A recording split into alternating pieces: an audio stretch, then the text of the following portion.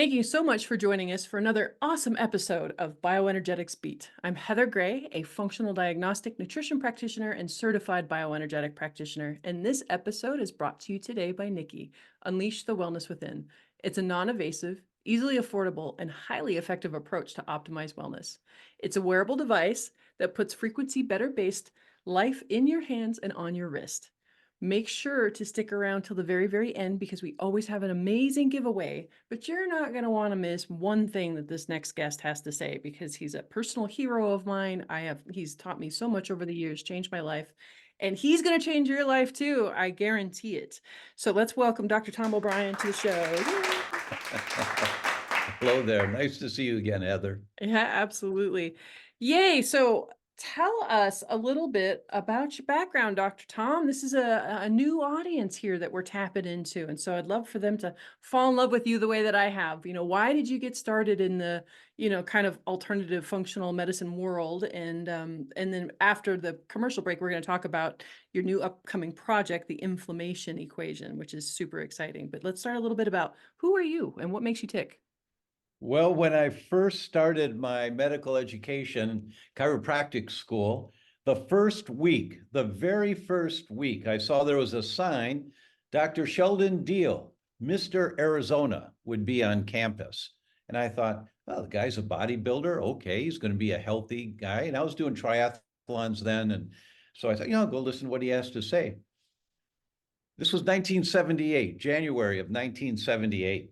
Color television in the room. They were pretty new still at that point. And he had it turned on. Oh, cool. Look at the colors. But the volume was off. Walked over to his briefcase, opened up his briefcase, took out a bar magnet the size of an iPhone, and held it up like a police flashlight and just walked over towards the television. The picture turned upside down. He walked away and it went right side up. He walked back towards the television and went upside down. And he walked away, went right side up. And he said, that's what electromagnetic pollution does to your brain. It's called neurological switching. People say right when they mean left. They write the number 3 backwards. They put E before I, I before E, except after C. They do things backwards. It's neurological switching, and it's usually from electromagnetic pollution. And at the time, he was talking about a battery on a watch as electromagnetic pollution, which we all take for granted today. Of course, all watches have batteries. No, they don't. Just all convenient watches have batteries. There's still wind-up ones available, right? So that was my first week in my education. And I just like, what? What is that?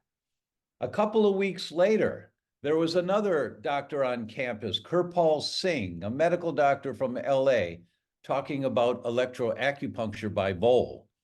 And it was an instrument that would measure a current in acupuncture points. And the computer in the instrument would come up with some diagnosis. And he gave the case study of a 44-year-old woman who had been diagnosed with type 2 diabetes. And she'd come to this doctor and said, doc, I've had blood sugar problems my whole life. And, I've tried to get them stable, but now I've got type 2 diabetes. And he said, well, yes, you do have type 2 diabetes, but it came from a viral infection when you were a very young child and you were very, very sick. And she said, I was never very sick as a child. And he said, yes, you were. And I wasn't. She said, is your mother alive? Yes. Here, call her. Hi, Mom, I'm at the doctor's office, but he said I was really sick as a child. I wasn't really. Oh, honey, you had 106 fever, and the doctor was out of town, and we put vinegar socks on you and ice baths trying to bring your fever down.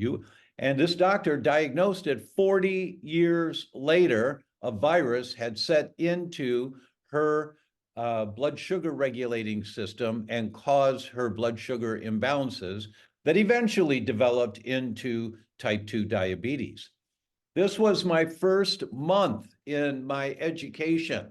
And I'm like, what? And it just went from there.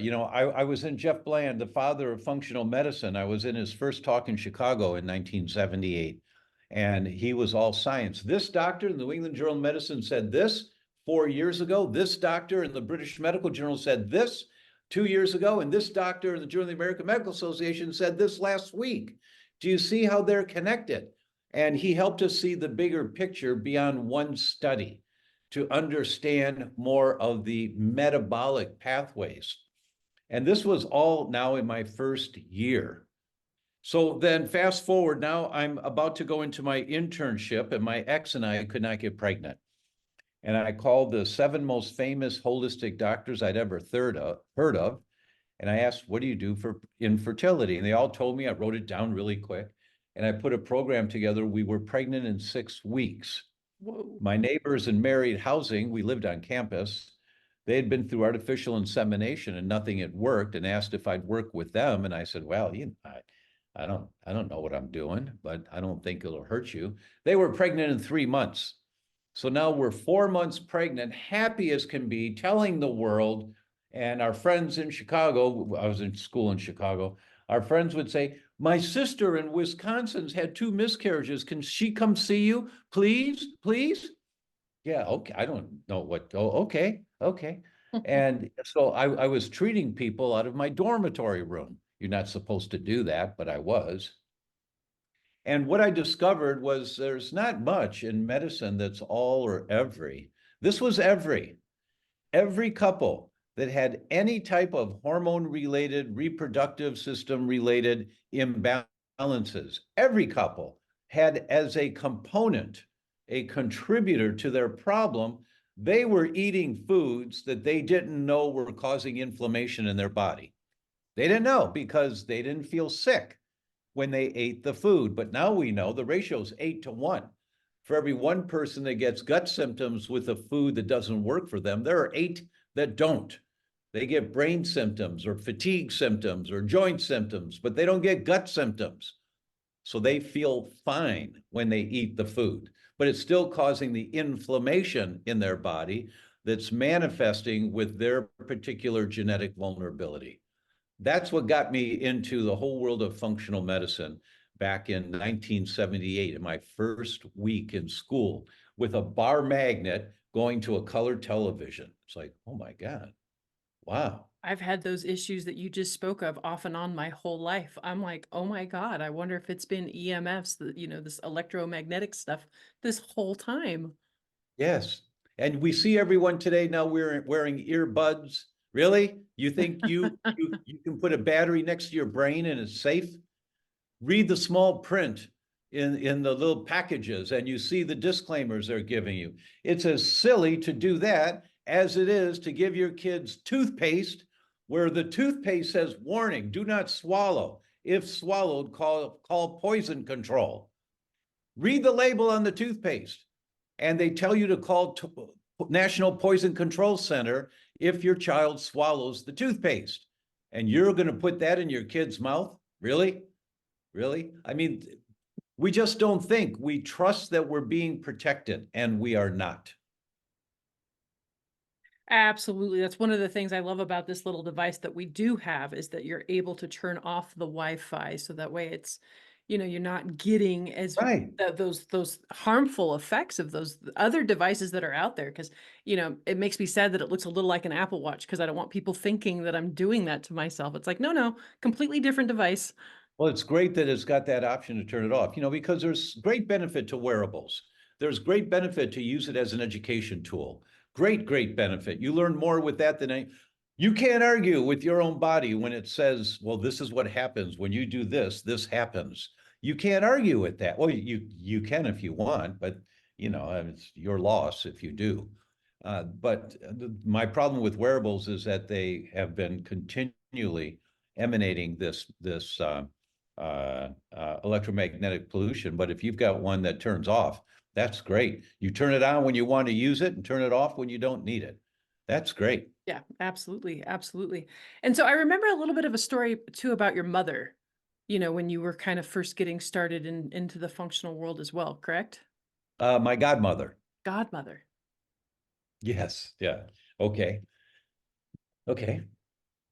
So I got a call one day that my godmother was being taken to the hospital. What's wrong? What's wrong? We don't know, some kind of stomach pain.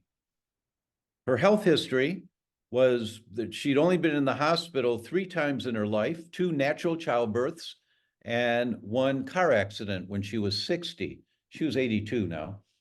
And she'd never been on any medication except for pain medication for about a year after the broken hip from the car accident. But every year she'd go to the doctor, and she's Italian, I'm half Italian, and she'd go to her Italian doctor that didn't speak any English, and he would tell her, she's as healthy as a horse, but you have to stop drinking because she had mildly elevated liver enzymes. And she would say, I don't drink. And he'd go, and then go on to some other topic. But Aunt Emily never drank, ever. At weddings, we'd all toast the bride and groom, and she would grab a glass of water and toast the bride and groom. She wouldn't drink, ever. The next year, he would say, Emily, you're as healthy as a horse, but you have to stop drinking. And she would say, what's the matter with you? I told you last year, I don't drink. That was my godmother and how she talked. What's the matter with you? And he'd go, and do nothing. Now, because she had mildly elevated liver enzymes. Now, liver enzymes are a measure of dead liver cells. And when you have elevated liver enzymes, you're killing off more cells than you're making. So that's a deficit situation. And every year she had mildly elevated liver enzymes, no symptoms, no other indicators of a problem. And so now she's rushed to the hospital, and they find out that 96% of her liver is completely sclerosed, like a severe alcoholic, mildly elevated liver enzymes killing off liver cells for years. Now, for all the blood in the body goes through the liver, all of it. And now all the blood in the body is going through 4% of the liver, not all of the liver. It's all being like funneled into 4% of the liver that's still functioning. Now, what happens in an 82-year-old woman, kind of frail, like most 82-year-old women, when all that pressure is backed up and going into the liver, where 4% of the blood vessels have to handle 100% of the blood? The blood vessel bursts, internal hemorrhaging. Oh, severe pain. They rush her to the hospital, do emergency surgery, and save her life. So I find out what's happened, and I tell my cousin, her daughter, said, Cindy, have the doctor do this test for transglutaminase 2 and deamidated gliadins. And she said, why would I do that? And I said, well, because it might be the reason why this happened. And then my godmother, her blood vessels burst again in the hospital. What are you going to do? You can't bypass the liver, right? And she had 6 emergency surgeries in 8 weeks. Every time weakening her a little bit more and a little bit more and a little bit more. Finally, the doctor says, Emily, go home, make your peace. I can't do any more surgery. Your blood vessels are paper thin. She said, how much time do I have? We don't know. 2 weeks, 2 months, it'll be quick. That's when I flew to Pittsburgh to say goodbye to my godmother. You ever say goodbye to someone that's known you longer than you've known you? Mm-hmm. You know, my godmother, I still have the blanket that she knit for me when my mother was pregnant with me. And it's white and pink and blue, because nobody knows back in the 1951, boy, girl, who knows? So it's 3 colors, white, pink, and blue. So I guess I have a pink blankie, you know, that I still have. And I used it with my daughter, with my son, with my 2 grandchildren, now with my 3rd child, my son. It's a family heirloom now, Aunt Emily's blanket, right? So I stayed 3 days, you know, to be with my godmother. And I get up early every morning, and I went out in the living room, and there's my godmother sitting on the sofa. And I said, Emily, what are you doing up so early? And she said, I can't sleep. So I said, lay down. She said, I'm too old for you. And I just started laughing. My godmother was quick, really quick, you know, just teasing me. And I said, I know, but if I can't have your body, I want your blood. Lay down. Because the doctor never did that blood test in the hospital. I called my cousin at some point in the midst of the 6 surgeries, and said, Cindy, what happened to that blood test? She said, oh, Tommy. And they call me Tommy in Pittsburgh. Oh, Tommy, the doctor says you're probably a nice man, but you really don't know what you're talking about. Really? Well, anyway, I won't get into all that, but he and I had a talk. So I brought a barrel, a needle, and a tube, and I drew her blood. And I called LabCorp and I said, this is Dr. O'Brien from Chicago. I used to be in Chicago. I said, come get this blood now. And they did. She's a celiac patient. Mm. And so I explained to her, and Emily, this is probably what caused your problem, is that you have a sensitivity to wheat. Wheat? What's wheat? Pasta. What? Pasta? We eat pasta all the time. I know. And it didn't give you any stomach pain. But in your case, it started causing inflammation in your liver and killing off liver cells. I don't know how long you've got, Aunt Emily. They say 2 weeks, maybe 2 months. They don't know.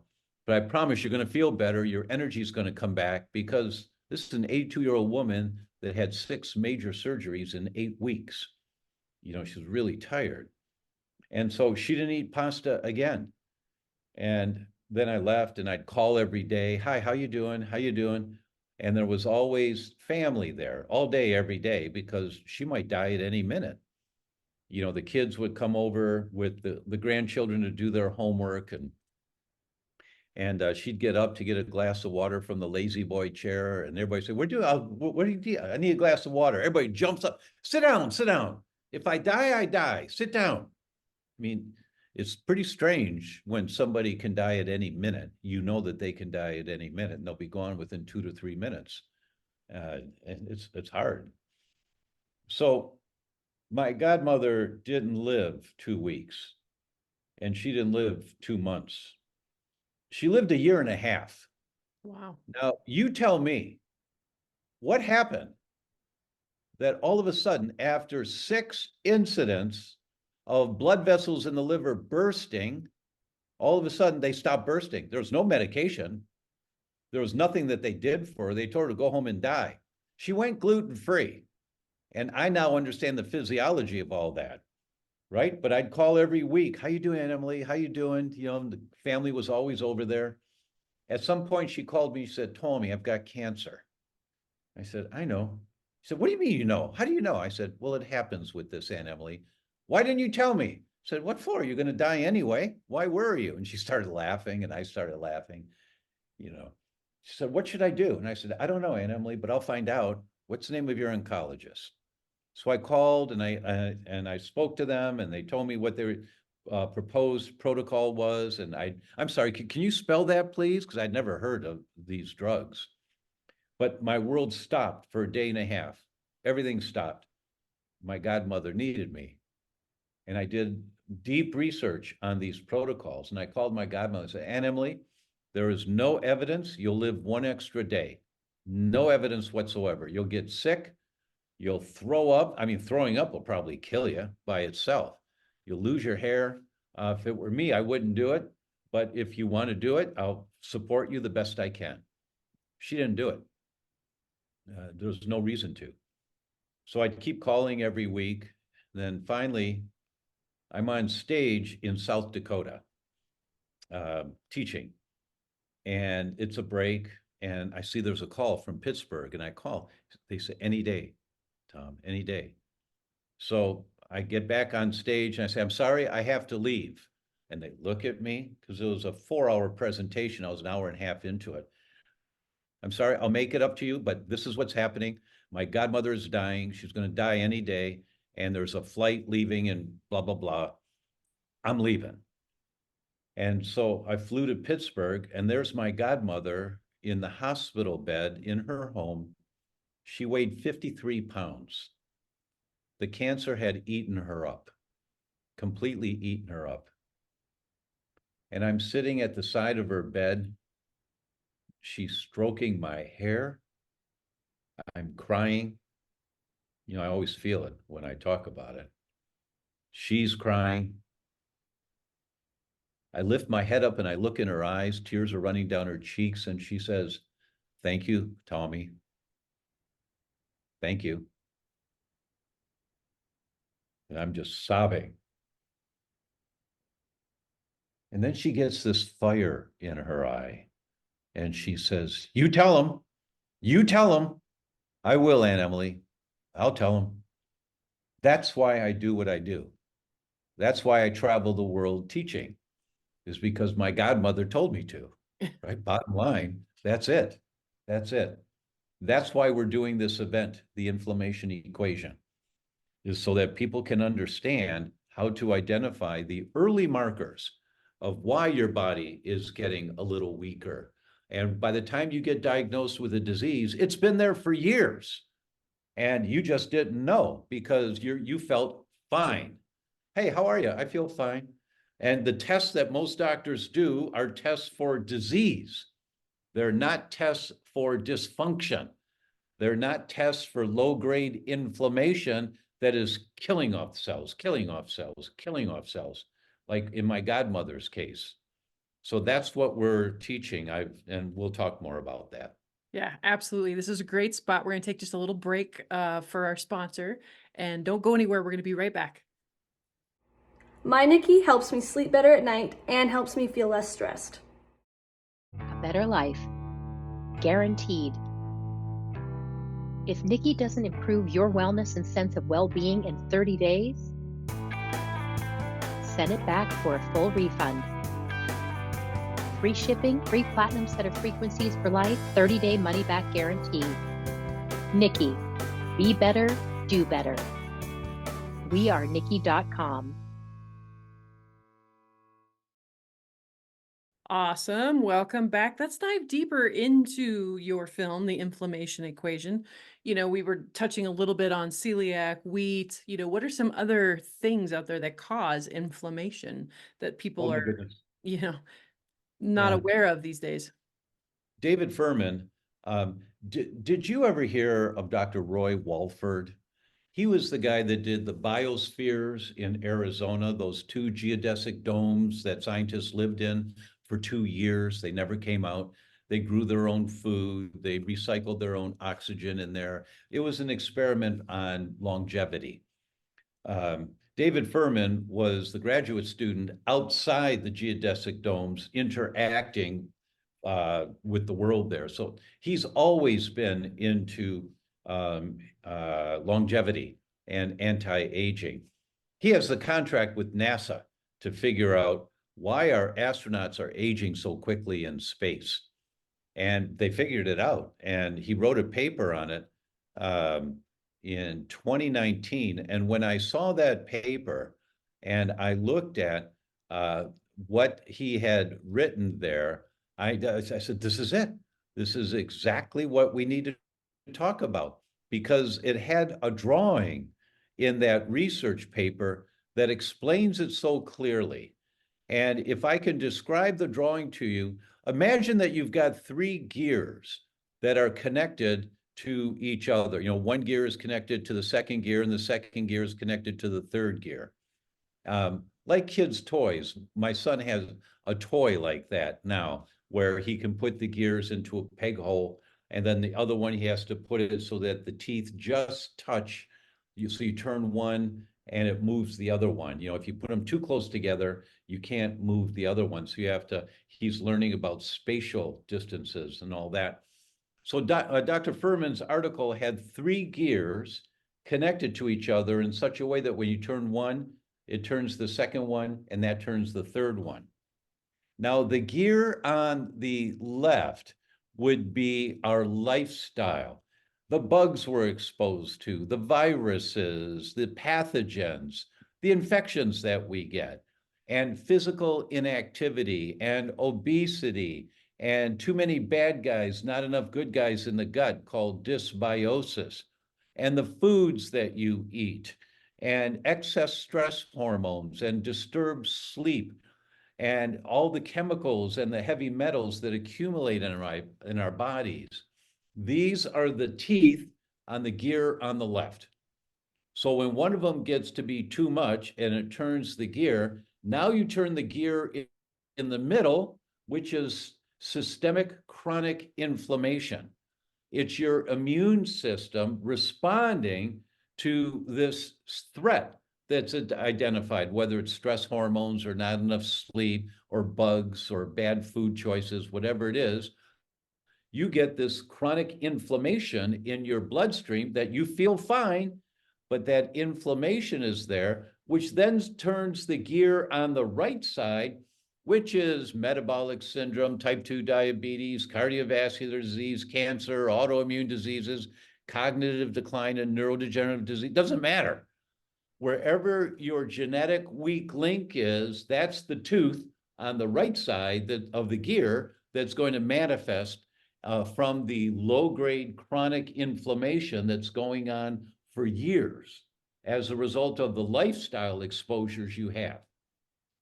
That is what we all have to understand, is that it's how we live our lives and what we're exposed to unknowingly most of the time, what we're exposed to that's turning the gear of your immune system. And Mrs. Patient, your immune system is just the armed forces in your body. It's there to protect you. There's an Army, a Navy, an Air Force, a Marines, a Coast Guard. We call them IgA, IgG, IgE, IgM, cytokines. They're different branches of the armed forces there to protect you. So the $1 million, and when your immune system gets activated, whether it's the Air Force or the Navy, what it creates is inflammation. So inflammation is not bad for you. It saves your life every day. Excessive inflammation is bad for you. And we don't recognize this excessive inflammation going on for years under the surface, killing off cells, killing off cells, killing off cells. Depending on your genetic vulnerability, which cells will be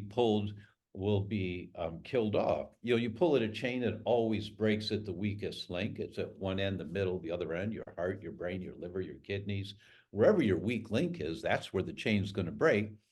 But the pull on the chain is inflammation, this chronic low-grade inflammation. So it doesn't matter what the disease is. You always, of course, you have high blood pressure, you take the blood pressure medication. Don't be silly. But your high blood pressure is not because of a deficiency of the medication. There's something triggering the blood pressure, and it's always inflammation, without exception. It's always inflammation. And you know, it's like 101 simple. And you know, doctors don't like to hear this, but they can't argue with it. You know, well, yeah, I guess that's true. It's always inflammation. So the question is, what is your immune system trying to protect you from that is producing the inflammation? And that's what we're talking about. That's why I traveled the world, 7 different countries, 64, 65 experts from around the real experts, and asked them about their area of expertise. And then, excuse me, professor, did you just say, you know, and I interrupt them frequently to interpret what they say into everyday language that we all can understand. Absolutely. I got a little sneak peek and heard that, you have Miss Fran Drescher, talking about her cancer journey. I know you're just dropped a bomb on me about some information about Lyme disease and its connection with mycotoxins. Like, this is absolutely going to be mind blowing. I can't wait to watch it. And then what's the connection to pain and inflammation? Pain is always an inflammatory response. I am unaware of any time that people have chronic pain that it's not inflammatory. So, if you have pain in your arm, the problem probably is somewhere in the arm where generating the pain, but it's always inflammation that's fueling that's fueling the degree of pain. So you take your pain meds, whatever you need to, but when you change the triggers, when you stop throwing gasoline on the fire, and the question is it gasoline or kerosene? Is it charcoal lighter fluid or turpentine? What is causing the inflammation? When you address that, in so many cases, the pain starts to dissipate. I'll give you an example. Children with drug-resistant epilepsy. Now that means, by definition, they have tried 3 different medications, none of them work. They then qualified for the diagnosis of drug-resistant epilepsy. In the Journal of Gastroenterology, they published a paper. 50% of these children go into complete remission on a gluten-free diet. 50%. Wow. Now, why don't our neurologists know this? Because it's published in a gastroenterology journal. Neurologists don't read gastroenterology journals. They read neurology journals. You know, they're trying to be the best that they can be in their area of expertise. So, and there are so many cases of that with migraines, with trigeminal neuralgia. My good friend, Dr. Terry Walls, who was immobilized in a wheelchair with severe MS and trigeminal neuralgia, which is pain in the face that's immobilizing. She completely reversed it. I mean, she was in a wheelchair, losing cognitive function. She knew that her intractable pain was giving her a life to not look forward to. And she started changing her diet, and she started following some functional medicine principles. 1 year after she began all this, she rode her bicycle 18 miles, no pain whatsoever. And she now is the biggest spokesperson in the multiple sclerosis world of how do you arrest multiple sclerosis. And she just talks about this same thing. You have to identify the sources of inflammation and reduce your exposure to those sources. Because the body, Mrs. Patient, you have an entire new body every few years. Every cell in your body regenerates. You just want to regenerate healthier cells. Well, to do that, you have to reduce the inflammation in your body. Oh, absolutely. 110%. So speaking of your movies coming up, The Inflammation Equation, so we're super excited about that. Is it a docuseries? Is it a movie? Is it one-time thing? It's a docuseries. It's a Okay. docuseries, which means there are 8 episodes that'll be about an hour long, 1 hour a day. For 8 days. And then Tom Malter, my partner, and I, at the end of every episode, we talk for a few minutes. Can you believe when Dr. Bland showed us the science that a negative thought activates your immune system just as powerfully as exposure to the SARS-CoV-2 virus? What? I never would have imagined that was possible. Wow.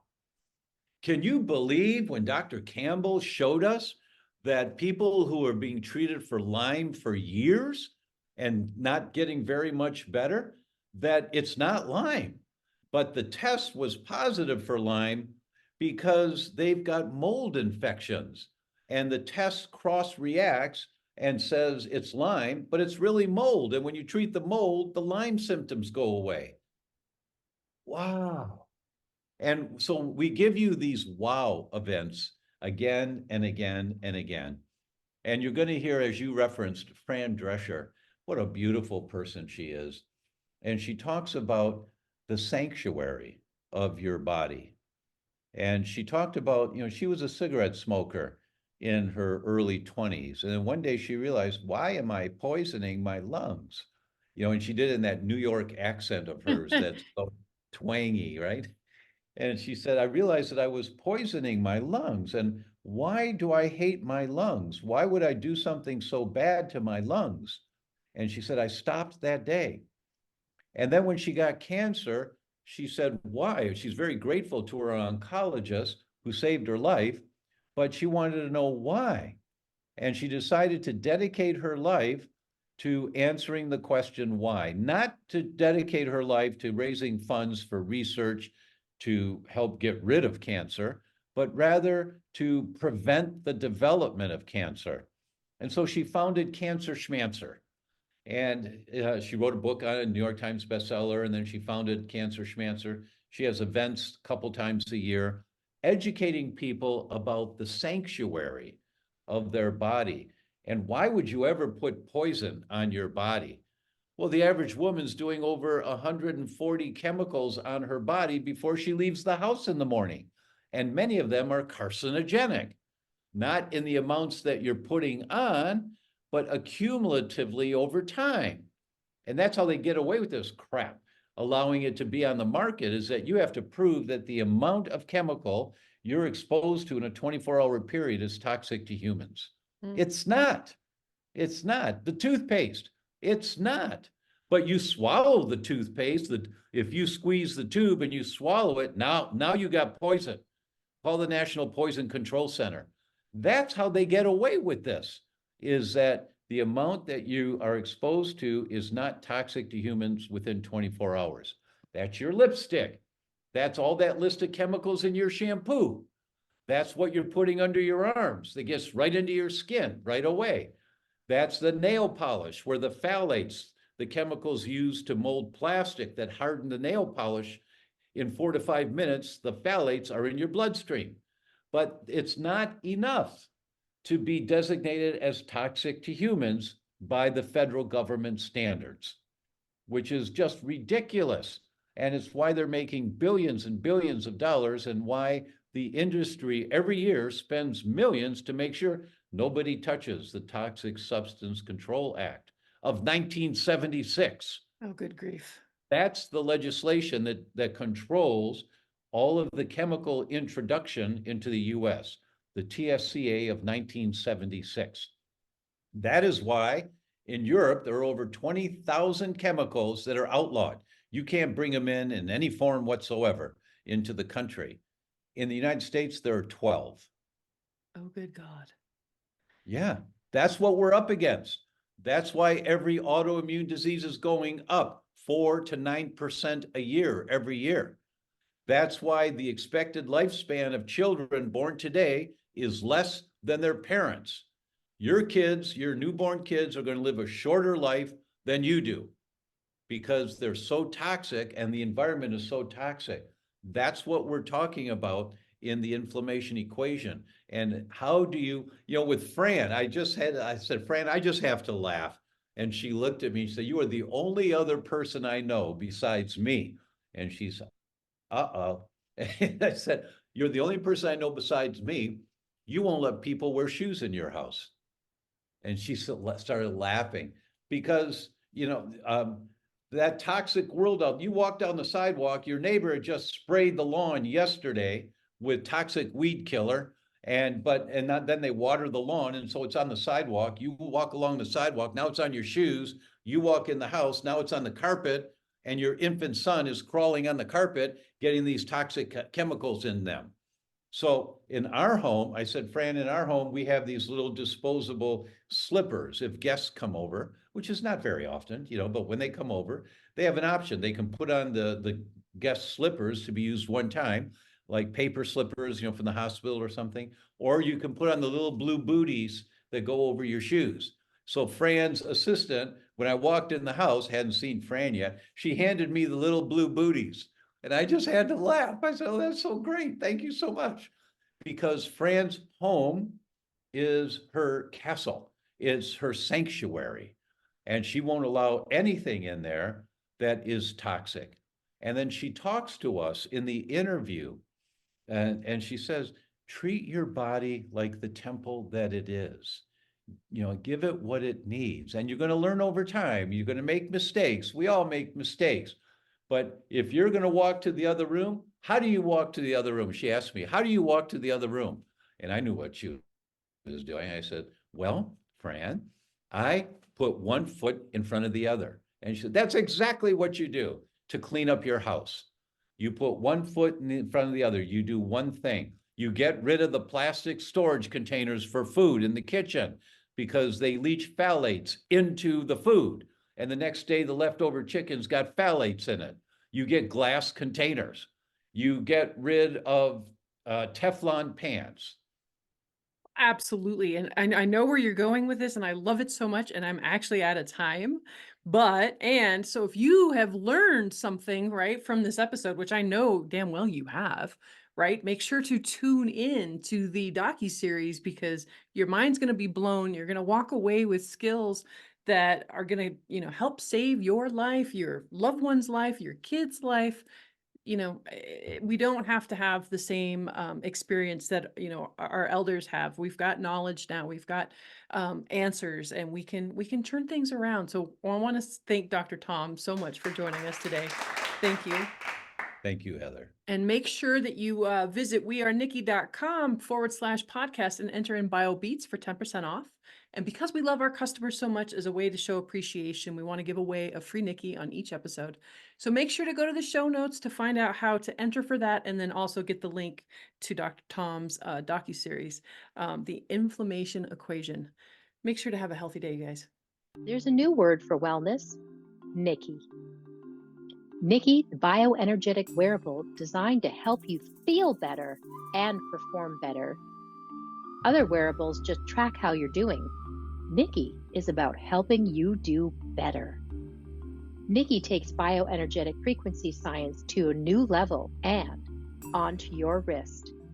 Nikki technology carries frequencies into the body to organize and optimize the cellular network, the trillions of cells that communicate by light and frequencies to keep us alive and feeling our best. Physical and mental trauma can upset cellular communication, and Nikki is designed to help restore it. Touch the Nikki screen to choose the frequency you want for what you want to do and how you want to feel. Low energy? Touch energy for a boost. Stressed out? Stress and anxiety is to calm you down. Aches and pains? Choose Nikki Pain. Nikki has frequency sets intended to fight allergies, strengthen immunity, and keep viruses and bacteria at bay. If you're going on a trip and want to arrive fresh and ready to enjoy your vacation, touch travel. And if you want to wake up ready to go, Nikki Nighttime is for overcoming daytime trauma while you sleep. Every Nikki comes loaded with a full inventory of frequency set, including pain, energy, travel, immune, stress and anxiety, viruses and bacteria, allergies, insomnia, daytime bundles, nighttime bundles. Nikki puts a personal wellness center in your hands and on your wrist. Be better. Do better. wearenikki.com. The views, information, and opinions expressed in this content are solely those of the individuals involved and do not necessarily represent those of Freemedica. Freemedica Technologies, Inc. and its employees are not responsible, nor verifies accuracy any of the information contained in the following content. The primary purpose of this content is to educate and inform. This content does not constitute medical or other professional advice or services.